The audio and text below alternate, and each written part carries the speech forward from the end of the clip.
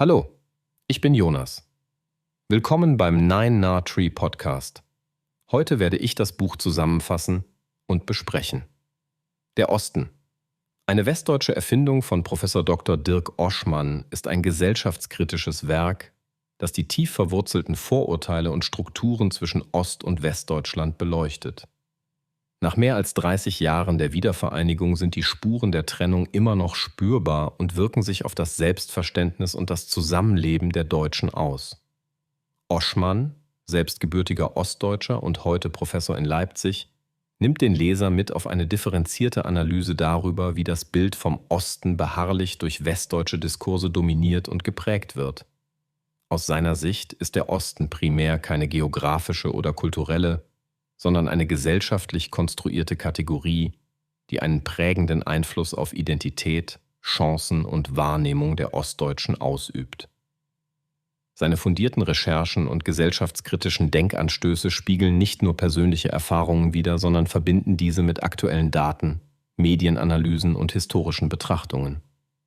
Das Buch fordert seine Leserschaft heraus, über bisherige Narrative und Klischees hinauszugehen und sich eigene kritische Gedanken zur gesamtdeutschen Identität und zur Rolle des Ostens in der Bundesrepublik zu machen. Ich werde Ihnen die wichtigsten Erkenntnisse aus diesem Buch mitteilen. Erstens. Die Konstruktion des Ostens als gesellschaftliche Realität. Professor Oschmann argumentiert, dass der Osten als Identitätskategorie maßgeblich von westdeutschen Eliten entwickelt wurde, um Unterschiede zu markieren und eigene Deutungsmacht zu sichern. Statt den Osten als gleichwertigen Teil Deutschlands zu integrieren, blieben ostdeutsche Biografien, Qualifikationen und Sichtweisen häufig marginalisiert. Oschmann analysiert, dass das Bild des Ostens weniger auf objektiven Tatsachen, sondern auf Vorurteilen, Stereotypen und öffentlichen Diskursen beruht. Er beleuchtet, wie sich diese Konstruktionen seit der Wende in Medien, Politik und Alltag hartnäckig halten und dadurch eine tatsächliche gesellschaftliche Spaltung aufrechterhalten. Anhand von Beispielen aus dem Arbeitsmarkt, der Medienlandschaft und der politischen Repräsentation zeigt er auf, wie diese Konstruierung dazu beiträgt, Machtverhältnisse zu stabilisieren und Ostdeutsche systematisch zu benachteiligen. Der Osten wird so zu einer Projektionsfläche für westdeutsche Vorstellungen und politisches Kalkül, was eine echte Einheit verhindert. Zweitens. Die Rolle der Medien. Klischeebildung und öffentliche Stimmungsmache, einen zentralen Stellenwert nimmt die Analyse der medialen Darstellung Ostdeutschlands ein. Oschmann zeigt anhand zahlreicher Beispiele, wie Medien zunehmend dazu beitrugen, negative Ostklischees zu festigen. In Talkshows, Nachrichten und Beiträgen werden Ostdeutsche überproportional oft mit Populismus, Rückständigkeit und Fremdenfeindlichkeit assoziiert. Gerade diese selektive Wahrnehmung und Darstellung verstärken das Gefühl der Fremdzuschreibung und der Benachteiligung bei Ostdeutschen. Der Autor weist darauf hin, dass somit Differenzen nicht abgebaut, sondern fortgeschrieben werden. Medien werden zum Akteur der gesellschaftlichen Spaltung. Oschmann plädiert für einen kritischen und selbstreflektierten Umgang sowohl in der Öffentlichkeit als auch bei Medienschaffenden, um endlich neue, vielfältigere Bilder zuzulassen und ostdeutsche Stimmen und Perspektiven zu stärken. Drittens. Folgen für Identität und gesellschaftliche Teilhabe.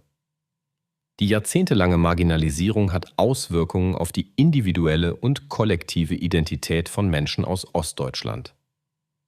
Oschmann beschreibt eindringlich, wie die fortwährende Fremdzuschreibung dazu führt, dass viele Ostdeutsche Selbstzweifel und ein Gefühl der Minderwertigkeit entwickeln. Das fehlende Vertrauen in westdeutsche Institutionen und Parteien ist nicht bloß ein Phänomen der aktuellen Politik, sondern hat tiefe gesellschaftliche Ursachen. Die Konsequenz?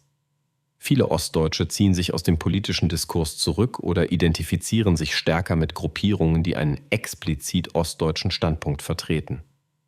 Der Autor sieht hierin einen bedeutenden Grund für die wachsende politische Fragmentierung und die Erfolge von populistischen Parteien in Ostdeutschland. Er mahnt an, dass gesellschaftliche Teilhabe und Chancengleichheit nur über eine Überwindung von Klischees und Vorurteilen entstehen können. Viertens. Historische Wurzeln und die Illusion der Einheit. Ein weiteres Hauptthema des Buches ist der historische Rückblick auf die Ereignisse nach 1989. Oschmann betont, dass die Wiedervereinigung oft als Erfolgsgeschichte dargestellt wird, die tatsächlichen Folgen jedoch gravierend waren. Identitätsverluste, strukturelle Arbeitslosigkeit und die Entmachtung lokaler Eliten führten zu einem Generationstrauma, das bis heute das Verhältnis zwischen Ost und West beeinflusst. Die euphorische Rhetorik der Einheitsjahre und die Machtübernahme westdeutscher Akteure in Verwaltung, Wirtschaft und Kultur ließen kaum Raum für die Berücksichtigung ostdeutscher Lebenswirklichkeit.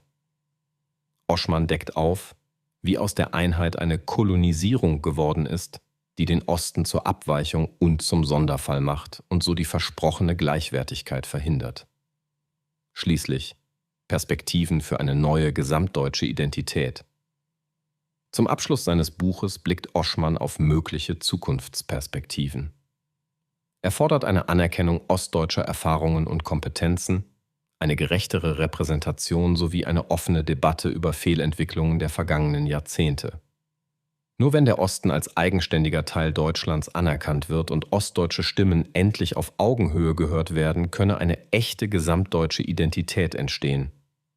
Der Autor ruft dazu auf, nicht nur politisch, sondern auch gesellschaftlich und kulturell neue Wege zu gehen. Dazu gehört, Vorurteile abzubauen, Diversität als Stärke zu begreifen und gemeinsam nach Lösungen für den gesellschaftlichen Zusammenhalt zu suchen. Zusammenfassend: Dieses Buch richtet sich an alle, denen gesellschaftlicher Zusammenhalt und die Überwindung überkommener Stereotype am Herzen liegen. Besonders angesprochen sind Leserinnen und Leser, die sich mit politischen, kulturellen und sozialen Fragen der Gegenwart beschäftigen, egal ob sie aus Ost oder West stammen. Professor Dr. Dirk Oschmann liefert eine fundierte Analyse, die nicht nur vergangene Fehler aufzeigt, sondern auch Wege aus der Spaltung weist. Wer verstehen will, weshalb sich Deutschland immer noch schwer tut, eine gemeinsame Identität zu stiften, findet hier wichtige Antworten und Denkanstöße. Der einzigartige Ansatz des Autors, der eigene Erlebnisse, wissenschaftliche Erkenntnisse und aktuelle Debatten stringent verknüpft, macht den Band besonders wertvoll. Zudem erhalten Leser praxisnahe Impulse, wie sich Narrative nachhaltig ändern lassen. Im Gegensatz zu anderen Publikationen, die sich meist nur statistisch oder anekdotisch mit dem Ost-West-Verhältnis auseinandersetzen, bietet Oschmanns Buch eine tiefgehende, kritische und zugleich reflektierte Sicht auf die Ursachen und Folgen der gesellschaftlichen Spaltung. Wer dieses Buch kauft, investiert in ein besseres Verständnis für die deutsche Gegenwart und Zukunft, eine Grundlage dafür, die ostdeutsche Perspektive in allen Lebensbereichen stärker mitzudenken und umzusetzen. Wenn Sie unterstützen möchten. Professor Dr. Dirk Oschmann können Sie das Buch über den Amazon-Link kaufen, den ich in der Podcast-Beschreibung angegeben habe. Lassen Sie mich nach dem Lesen des Buches wissen, was Sie davon halten und teilen Sie Ihre Gedanken mit.